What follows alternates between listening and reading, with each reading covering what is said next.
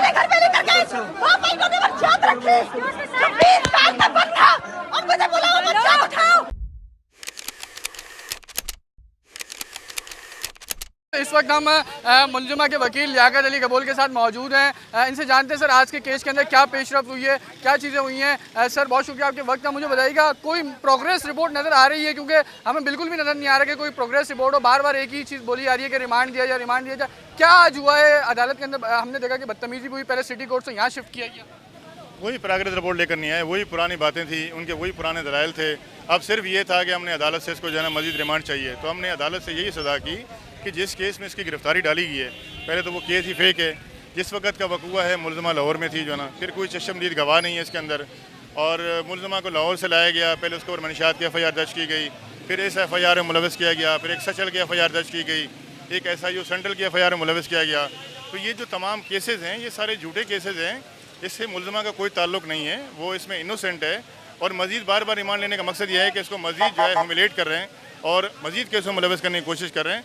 तो लिहाजा अदालत से सदा है कि इसको जुडिशल कस्टडी किया जाए। उनका एक ही ये था कि जी हमने केमिकल एग्जामिनर को जो है वो भेजा हुआ है, FSL के लिए भेजा हुआ है, हमें इसकी रिपोर्ट का इंतज़ार है। भाई अगर आपको रिपोर्ट का इंतज़ार है कि आप मुलजिमा दरकार नहीं है, आपने जो उससे पूछना था पूछ लिया।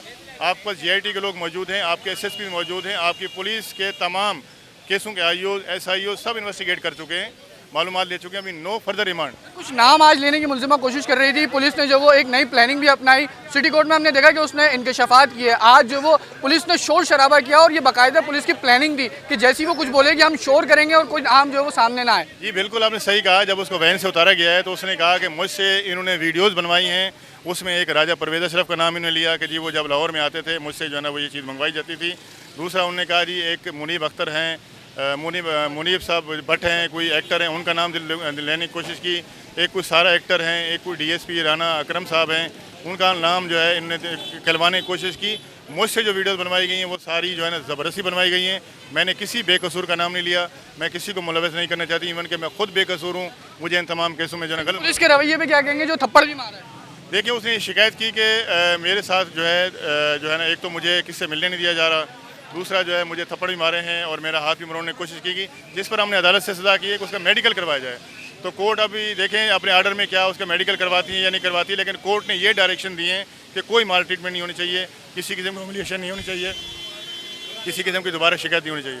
बिल्कुल एडवोकेट लियाकत अली कबूल मेरा हमारा मौजूद थे, जिन्होंने ये बताया कि आज भी कोई खास प्रोग्रेस रिपोर्ट जो वो नज़र नहीं आई है। मुलजिमा को जब अनमोल फिंगी को पेश किया गया है तो आज भी पुलिस की जानिब से बार बार जो वो रिमांड की इस्तदा की गई है, लेकिन अदालत ने जो वो फैसला इस वक्त महफूज कर लिया है। जबकि दूसरी जानिब बात की जाए तो पुलिस की जानिब से आज जो वो एक अनोखा कारनामा किया गया। जब मुलजिमा वैन से उतरी तो उसने जैसे ही किसी के नाम लेने की कोशिश करी तो पुलिस की जानिब से खूब शोर शराबा किया गया और उसको नाम लेने की जो वो कोशिश नहीं की गई, और जो जैसी वो कुछ बोल रही थी उसको बोलने भी नहीं दिया गया। ताहम जो उनके वकील हैं उनकी जानिब से ये कहा जा रहा है कि पुलिस ने आज भी कोई प्रोग्रेस रिपोर्ट जो अदालत के सामने पेश नहीं की है।